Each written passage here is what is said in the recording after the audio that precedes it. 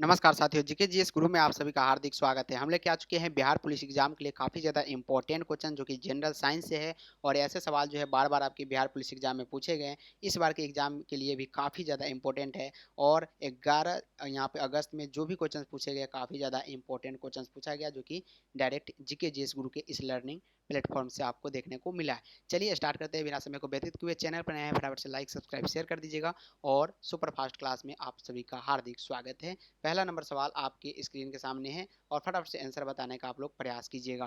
कहता है कोशिका विभाजन में मदद करने वाला पादप हार्मोन बताइए। एब्सिसिक एसिड है, जिब्रेलिन है, साइटोकाइनिन है या ऑक्जिन है। प्यारे बच्चों, चार ऑप्शन कुछ इस प्रकार से भी आपके एग्जाम में देखने को मिलेगा।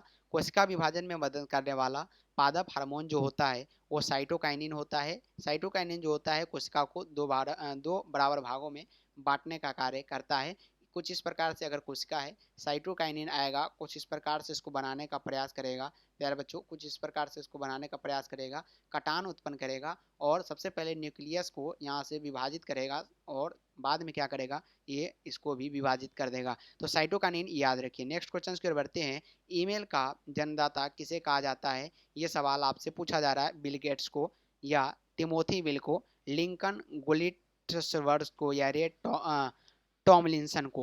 तो ईमेल का जन्मदाता है प्यारे बच्चों, याद रखिएगा ऑप्शन नंबर डी जो होगा बिल्कुल इस प्रश्न का राइट आंसर होगा, रे टॉमलिंसन। अगला नंबर सवाल है कि रासायनिक दृष्टि से सिंदूर क्या है? कैल्शियम कार्बोनेट है, पोटेशियम नाइट्रेट है, मर्क्यूरिक सल्फाइड है या सोडियम क्लोराइड है। फटाफट से बताने का प्रयास करेंगे। रासायनिक दृष्टि से जो है सिंदूर क्या है, ये सवाल आपसे पूछा जा रहा है। तो रासायनिक दृष्टि से प्यारे बच्चों सिंदूर जो होता है ये एक प्रकार का मर्क्यूरिक सल्फाइड है जो कि ऑप्शन नंबर आपके सी में दिए गए बिल्कुल इस प्रश्न का जो होगा राइट आंसर होगा। चलिए, कार्बनिक यौगिक को रासायनिक गुण प्रदान करने वाला समूह क्या कहलाता है? ये सवाल आपसे पूछे जा रहे हैं। तो याद रखिएगा, कार्बनिक यौगिक को रासायनिक गुण प्रदान करने वाला जो समूह होता है उसको क्रियाशील समूह, फंक्शनल समूह यानी कहा जाता है। याद रखिएगा, फंक्शनल ग्रुप के नाम से जाने जाते हैं। तो ऑप्शन नंबर क्या होगा? Functional group. Option number A जो होगा इस प्रश्न का राइट आंसर होगा। याद रखने का प्रयास करिए। बिहार पुलिस एग्जाम के लिए काफ़ी ज़्यादा इंपॉर्टेंट है। पीडीएफ लेने के लिए फ्री में पीडीएफ प्रोवाइड आपको टेलीग्राम चैनल पर किया जा रहा है, जरूर ज्वाइन करें। कौन सा विद्युत का चालक है? रबर, शुद्ध जल, लवण जल, रबर, शुद्ध जल, लवण जल या बेंजीन। फटाफट से बताने का प्रयास करेंगे कौन विद्युत का चालक है। तो लवण जल जो होगा बिल्कुल क्या है, एक प्रकार का विद्युत का चालक है। ऑप्शन नंबर यहाँ पे सी जो होगा बिल्कुल इस प्रश्न का 100% राइट आंसर होगा। संसार का सबसे छोटा पुष्प बताइए। रेफलेसिया, कमल, गुलाब या उल्फिया। रेफलेसिया जो होता है संसार का सबसे बड़ा है। क्या है? सबसे बड़ा पुष्प जो है ये रेफलेसिया है, याद रखिए। और वुल्फिया जो होता है ये सबसे छोटा पुष्प है। संसार का सबसे छोटा पुष्प वुल्फिया होता है, याद जरूर रखें। चलिए, मानव शरीर में विटामिन ए संचित रहता है यकृत में, अमाशय में, तिल्ली में या उदर में। मानव शरीर में जो विटामिन ए होता है, विटामिन ए प्यारे बच्चों ये जो होता है यकृत में संचित रहता है। कहाँ पे? यकृत में। पूछा जाएगा कि विटामिन ए किस में पाए जाते हैं, तो गाजर में पाए जाते हैं। साथ ही साथ किस में पाए जाते हैं, तो ये सुनहरा चावल में भी पाए जाते हैं। किसमें? सुनहरा जो चावल होता है उसमें भी पाए जाते हैं, जिसको हम लोग गोल्डन राइस कहते हैं। क्या कहते हैं? Golden rice. तो विटामिन ए इस दोनों में पाया जाता है, इसको जरूर याद रखिए। ये क्वेश्चन आपके लिए एमबीबीआई साबित हो सकता है। और अभी के लिए यकृत याद रखिए। मानव शरीर में विटामिन कहाँ पे संचित रहता है ये पूछा गया, तो यकृत में रहता है। विद्युत हीटर के सहायक तत्व होते हैं प्लास्टर ऑफ पेरिस की प्लेट, नाइक्रोम की तार, एल्युमिनियम का तार या ए और बी दोनों तार। विद्युत हीटर में सहायक तत्व जो होते हैं वो प्लास्टर ऑफ पेरिस के प्लेट और नाइक्रोम का तार, दोनों का दोनों की भागीदारी होती है, यानी ऑप्शन नंबर डी होगा इस प्रश्न का राइट आंसर। निम्नलिखित में से कौन मानव का उद्भव स्थान है? अफ्रीका, भारत, चीन या अमेरिका। उद्भव स्थान जो है सभी को पता होगा, अफ्रीका में मानव का उद्भव हुआ था, जो कि ऑप्शन नंबर ए में दिए गए। काफ़ी ज़्यादा इंपॉर्टेंट क्वेश्चन है। 10 नंबर क्वेश्चन है, वर्गीकरण के अधिक वैज्ञानिक आधार का प्रयास करने वाला पहला व्यक्ति कौन था? वर्गीकरण के अधिक वैज्ञानिक आधार का प्रयास करने वाला जो प्रथम व्यक्ति था वो कौन था? अरस्तु, जिसको एरिस्टोटल बोलते हैं इंग्लिश में, याद रखिएगा। 11 नंबर क्वेश्चन काफी इंपॉर्टेंट है। 1 मीटर के स्केल पर 0 एवं 2 एम्पियर के बीच 20 विभाग है, इसके अल्पतमांक बताइए। तो 0.1 लिखिएगा। और ये जो क्वेश्चन है काफ़ी आपके कॉम्पिटिटिव एग्जाम में पूछे गए हैं। डाटाबेस क्वेश्चन है, सिर्फ और सिर्फ डाटा यहाँ पे चेंज नहीं किया जाता है। जी हाँ दोस्तों, जैविक कृषि के मुख्य सिद्धांत में शामिल है, बताइएगा जैविक कृषि के मुख्य सिद्धांत में कौन सा शामिल है? फसल चक्र, मिश्रित कृषि खेती, कार्बनिक चक्र या उपयुक्त में से सभी। तो जैविक कृषि के मुख्य सिद्धांत में जो शामिल है वो सभी है। फसल चक्र भी है, मिश्रित कृषि खेती और कार्बनिक चक्र भी है। ऑप्शन नंबर यहाँ पे डी जो होगा वो राइट होगा। नेक्स्ट क्वेश्चन है, कमरे को ठंडा किया जा सकता है पानी के बहने से या संपीड़ित गैस को छोड़ने से, रसोई गैस से या ठोस को पिघलाने से। कमरे को ठंडा कब किया जा सकता है? जबकि संपीड़ित जो उसमें गैस है जब उसको छोड़ा जाएगा तो कमरा ऑटोमेटिक जो होगा वो ठंडा हो जाएगा। नेक्स्ट क्वेश्चन है 15 नंबर सवाल की निम्नलिखित में से कौन सी जड़ें श्वसन जड़ें है? एपीफाइटिक जड़ें या स्लिट जड़ें, ड्रॉप जड़ें या न्यूमेटोफोरस। याद रखिएगा कौन सी जड़ें श्वसन जड़ें है? तो न्यूमेटोफोरस जो होता है इसमें श्वसन की प्रक्रिया पाई जाती है, याद रखिएगा।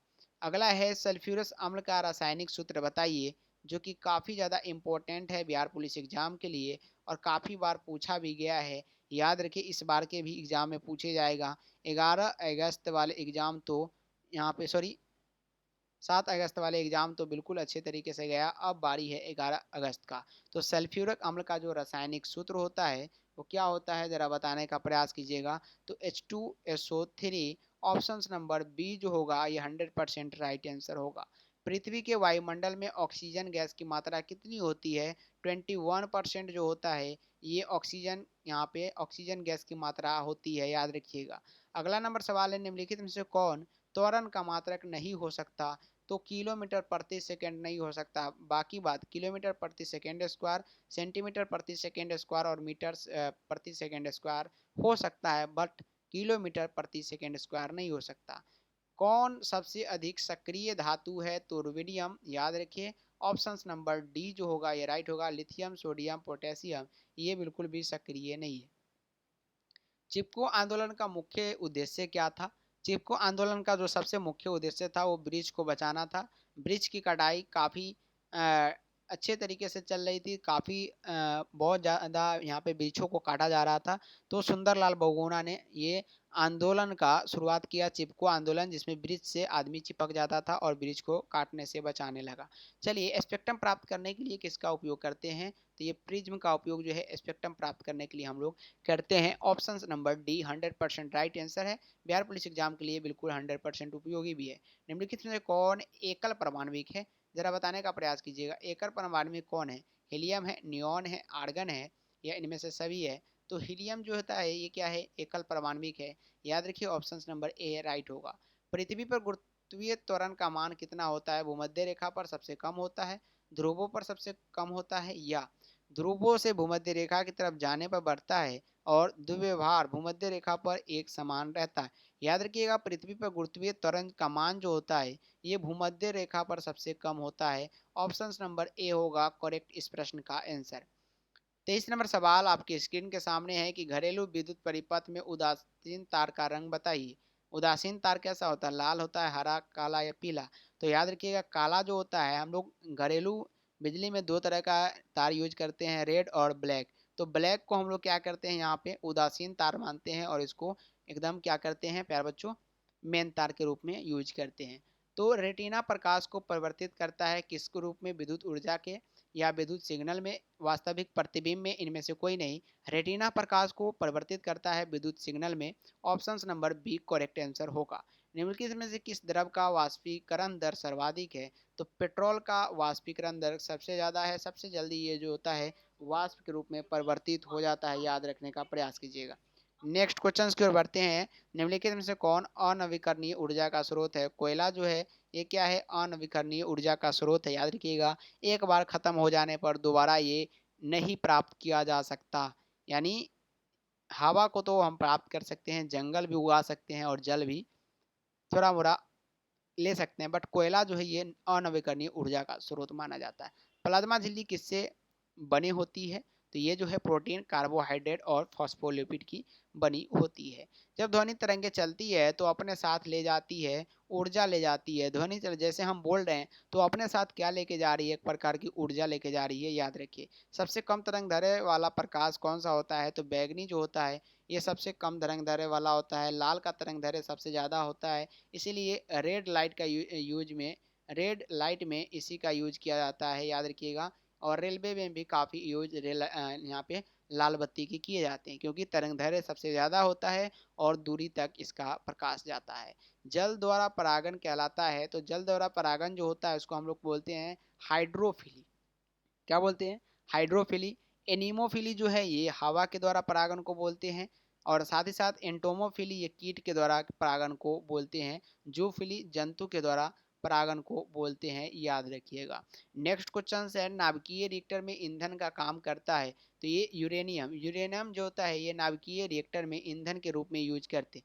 प्रकाश तरंग किस प्रकार का तरंग है? ये अनुप्रस्थ तरंग है। प्रकाश तरंग किस प्रकार का तरंग है? अनुप्रस्थ तरंग है। उल्टी उड़ान भरने वाला पक्षी है, तो ये हमिंग बर्ड जो कि काफ़ी छोटा होता है, ये उल्टी उड़ान भी भर सकता है।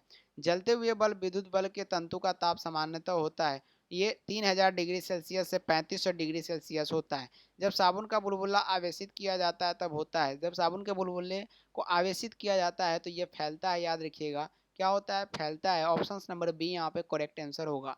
डबल रोटी के निर्माण में किस कवक का प्रयोग किया जाता है? तो याद रखिएगा, जब आप रोटी को सेकते हैं तो ऐसा प्रतीत होता है कि बीच में फूल गया और दोनों तरफ से रोटी के रूप में आ गई, तो डबल रोटी उसी को बोलते हैं। निर्माण में किस कवक का यूज किया जाता है? उसमें जो होता है सेक्रोमैसिस का यूज किया जाता है, याद रखेंगे। भेलपुरी जो खाते हैं उसमें भी ये कवक पाए जाते हैं। नदियों में जल प्रदूषण की माप की जाती है, तो O2 की घुली हुई मात्रा से यहाँ पे नदियों में जल प्रदूषण की माप हम लोग कर सकते हैं। क्लोरोएथिलीन के बहुलीकरण से प्राप्त होता है, तो क्लोरोएथिलीन के बहुलीकरण से पीबीसी प्राप्त होता है, पॉली विनाइल क्लोराइड, याद रखें। नेक्स्ट क्वेश्चन है, शीत रक्तीय प्राणी हो सकता है? तो ये सभी मछली, छिपकली और मेढक भी तीनों का तीनों क्या है? शीत रक्तीय प्राणी है। पौधे की आंतरिक संरचना का अध्ययन जो होता है ये शारीरिकी कहलाता है, इसको जरूर याद रखें, बिहार पुलिस के लिए काफ़ी ज़्यादा इंपॉर्टेंट साबित होगा।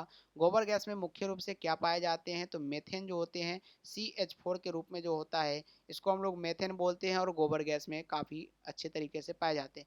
वायुमंडल में उपस्थित ओजोन परत अवशोषित करती है, ये अल्ट्रावायलेट किरण को अवशोषित करती है, जो कि हमारे त्वचा के लिए काफ़ी ज़्यादा नुकसानदायक है, विभिन्न प्रकार की कैंसर उत्पन्न कर सकती है। तत्वों की आवर्त सारणी का जनक कौन है? तो ये द्विमिति मेंडलीव, याद रखिए। ऑप्शन नंबर डी 100% राइट होगा इस प्रश्न का आंसर। शरीर की विशालतम धमनी एरोटा होती है, विशालतम धमनी। सौर प्राणी का आविष्कार किसने किया? सौर प्रणाली का आविष्कार जो है ये कोपरनिकस ने किया था। Option number C right answer होगा। हॉलमार्क का चिन्ह किन दो उत्पादों पर लगाया जाता है? तो ये जो है ये स्वर्णाभूषण पर लगाए जाते हैं। अगला सवाल है, पानी का घनत्व अधिकतम कितना पर होता है? तो 4 डिग्री सेल्सियस पर पानी का घनत्व अधिकतम माना जाता है। वर्गीकरण का आधारीय इकाई जो होता है ये स्पीसीज होता है। सेकेंड लास्ट क्वेश्चन है, निम्नलिखित में से कौन कवक जनित रोग नहीं है? तो तंबाकू का मोजेक वायरस ये वायरस जनित रोग है, याद रखिएगा। क्या होता है? एक प्रकार का वायरस होता है। और लास्ट क्वेश्चन है कि सूर्य का सतह का ताप जो होता है वो कितना होता है? 6000 केल्विन होता है। प्यारे बच्चों, 50 क्वेश्चन आपके बिहार पुलिस एग्जाम में काफ़ी ज़्यादा फायदेमंद साबित होगा। आज का ये लेक्चर्स कैसा लगा अपना अपना फीडबैक कमेंट बॉक्स में जरूर देंगे। साथ ही साथ इस लेक्चर्स को ज़्यादा से ज़्यादा शेयर करेंगे उन सभी छात्रों के पास जो कि बिहार बोर्ड एग्जाम में इस बार बैठने वाले हैं और फोड़ने वाले हैं। तो मिलते हैं अगली क्लास में, तब तक के लिए जय हिंद, जय Bharat, bye bye and take care.